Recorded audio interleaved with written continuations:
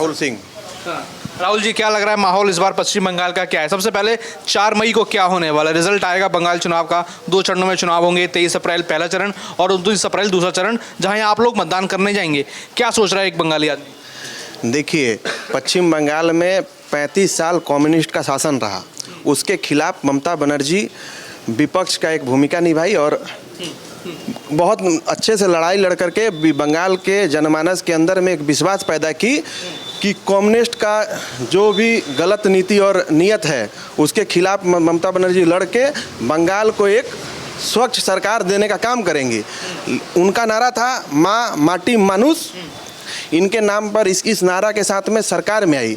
लेकिन आज उनके पास ये नारा भी नहीं है, ना विजन भी नहीं है, कुछ नहीं है, केवल चारों तरफ गुंडागर्दी, अराजकता, इसका ही सरकार रहा है। तो मुझे पूरा विश्वास है कि आगामी जो 4 मई है उस दिन दीदी का सरकार यहाँ से जनता, बंगाल का साधारण जनमानस उखाड़ करके फेंक देने का काम करेगा और मतलब ये 100% होने वाला है। हमारे स्टेट के प्रेसिडेंट का नारा है कि 4 मतलब टीएमसी चले गए 6, तो टीएमसी जा चुका है। ये जो चुनाव का प्रक्रिया है, अब आप और हम जो बातचीत कर रहे हैं, ये बस समय का इंतजार करिए। 4 मई के दिन बीजेपी प्रचंड बहुमत के साथ में सरकार बनाएगी, ऐसा मेरा विश्वास है। अच्छा, आपने कहा ममता बनर्जी जब आई थी माँ माटी मानुष को लेकर ये नारा लेकर आई थी, तो क्या बंगाल में पूछूंगा, पहले आप बताना कि क्या बंगाल में माँ सुरक्षित है, माटी का विकास हो रहा है और क्या मानुष का विकास हो रहा है? मैं आपको पहले बोला, फिर उसको रिपीट करता हूँ कि माँ माटी मानुष का नारा से जो पार्टी आई, वो पार्टी आज के डेट में उस पार्टी का मंच से ये नारा ही गायब हो गया। आज वो जय बांग्ला का नारा लगाते हैं और इनके सरकार के अंदर में मान के चलिए मानुष को गोली रहा है, महिला असुरक्षित है, यहाँ तक कि लॉ कॉलेज की छात्रा का बलात्कार किया गया आर्जिकल के अंदर में। उसके बाद में मेरे को अभी नाम याद नहीं आ रहा, दुर्गापुर यूनिवर्सिटी का एक छात्रा के साथ में मतलब दुष्कर्म हुआ। साथ ही साथ लॉ कॉलेज के अंदर में एक वहाँ का टीएमसी का नेता, टीएमसीपी का नेता के द्वारा एक बलात्कार का केस हुआ, मान के चलिए किया गया। तो इस हिसाब से माँ माटी और मानुष कोई मतलब सब कुछ असुरक्षित का वातावरण है बंगाल में। केवल एक चीज़ है, अराजकता। मैं आपके चैनल के माध्यम से उन लोग को बताना चाहता हूं जो बंगाल के बाहर रहते हैं, मैं उनसे निवेदन करता हूं कि प्लीज़ बंगाल के लोगों के लिए आप जहां पे भी हैं, इस चैनल के माध्यम से अगर आप देख पाते हैं इस वीडियो को, तो कृपया करके बंगाल के मुद्दों को आप उठाइए, नहीं तो बंगाल भारत से अलग हो जाएगा। आने वाला 10 साल के अंदर में बंगाल के अंदर में डेमोग्राफी जिस तरह से बदल रही है, बंगाल के अंदर में मान के चलिए करण जिस तरह से किया जा रहा है, यहाँ का सरकार का कोई नियत नहीं है। एक टाइम ऐसा आएगा कि यही ममता बनर्जी को भी वो लोग नहीं छोड़ेंगे, ये उनका तरीका है काम करने का। तो यही है, हमको पूरा विश्वास है कि 4 तारीख को बीजेपी आएगा। अच्छा, आपने कहा ममता बनर्जी भी बयान दे रही हैं, तो क्या ये धमकी के रूप में समझ रहे हैं लोग? जैसे उन्होंने कहा कि अगर ममता बनर्जी या टीएमसी बीच में से हट जाएगा तो एक समुदाय का लोग आएगा और कुछ ही सेकंड में आप लोगों को खत्म कर देगा। देखिए, ये भी मज़ेदार बात है। क्या है कि ममता बनर्जी को भी ये समझ में आ जा रहा है कि मुस्लिम जो कम्युनिटी है वो अब हमारे साथ उस तरह से नहीं है, तो उसको किसी भी तरह से पिन पॉइंट करके उस्काने का काम कर रही हैं हिंदुओं के खिलाफ। उनको पता है कि वो कम्युनिटी मेरे से हट करके हुमायूं कबीर हुए या फिर एसएफआई बोल करके एक संगठन है बंगाल के अंदर में, सीपीएम के तरफ थोड़ा सा मूव कर रही है। मुस्लिम माइनॉरिटी जिसको बोलते हैं, मुस्लिम कम्युनिटी, उसको इकट्ठा करने के लिए हिंदुओं के खिलाफ भड़काना और चैलेंज करना है। आज शर्म का बात है कि एक मतलब मुख्यमंत्री जो संवैधानिक पद पे हैं, वो मुख्यमंत्री जो संवैधानिक पद पे हैं, उनके मुंह से ये बयान दिया जाता है, मंच के द्वारा दिया जाता है कि एक कम्युनिटी अगर नाराज़ हो जाएगा या फिर मान के चलिए हम हट जाएंगे तो 30 मिनट के अंदर में देख लेंगे। ये मतलब हिंदुओं को डराने का और भयभीत करने का काम करती है ममता बनर्जी, और वो खुद डरी हुई हैं क्योंकि मुस्लिम वोट को लगता है कि उनके हाथ से निकल रहा है।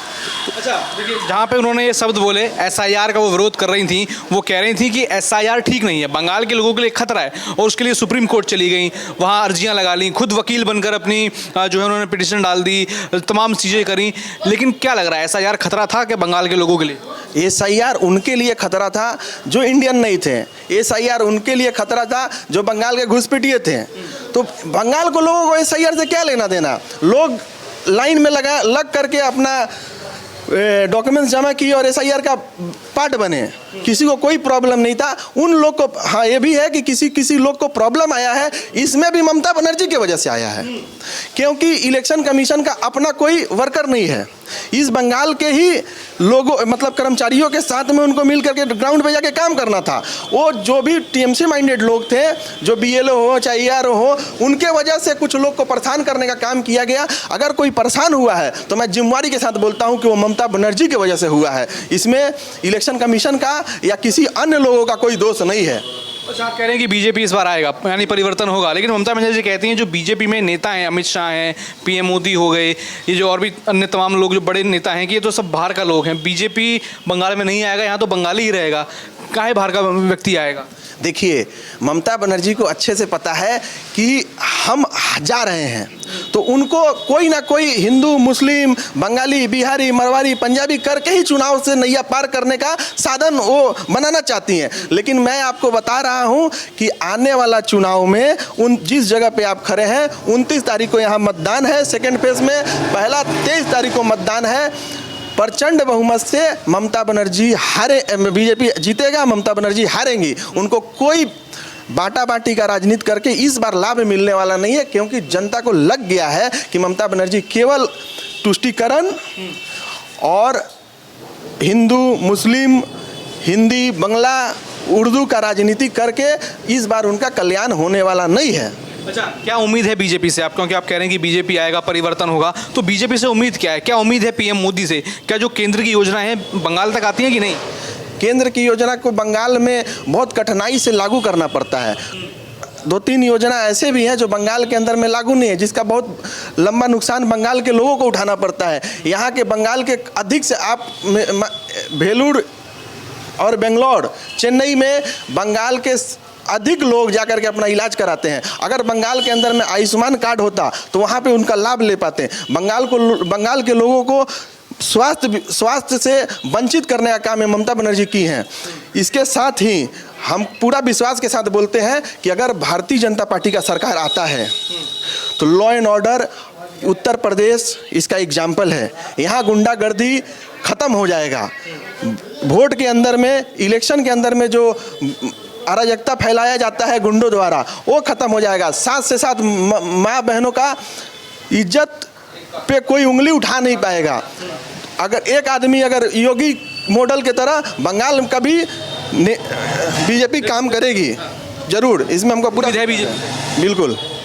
नमस्कार, मैं दौलत शर्मा और आप देख रहे हैं प्यारा हिंदुस्तान। बंगाल की चुनावी यात्रा पर हम मौजूद हैं और अब दिल्ली विधानसभा में हम यहाँ पर आए हैं, जहाँ से अभी राणा चटर्जी टीएमसी के विधायक हैं और पिछले 5 साल से वो यहाँ विधायक हैं। लेकिन इस बीते 5 साल क्या कामकाज उन्होंने इस विधानसभा में किए, क्या रिकॉर्ड उनका रहा, क्या रिपोर्ट कार्ड उनकी रही, लेकिन कुछ चीज़ें हम भी यहाँ लेकर आए हैं जो यहाँ के जो इलाके के लोग हैं उनको काफ़ी ज़्यादा परेशान कर रही है। जैसे यहाँ जल भराव है, अभी आप देख रहे हैं बारिश है, बारिश काफ़ी ज़्यादा हो रही है। यहाँ पे जो जल भराव होता है बारिश के बाद, यहाँ पर कचरा प्रबंधन की कमी है, बीमारियों के प्रकोप से उसकी वजह से लोग परेशान हैं। 2014 से बेलूर इंटीग्रेटेड टेक्सटाइल पार्क की जो परियोजना जिसका वादा किया गया था सरकार की तरफ से, वो ठप है, जिससे युवाओं का रोजगार बंद है।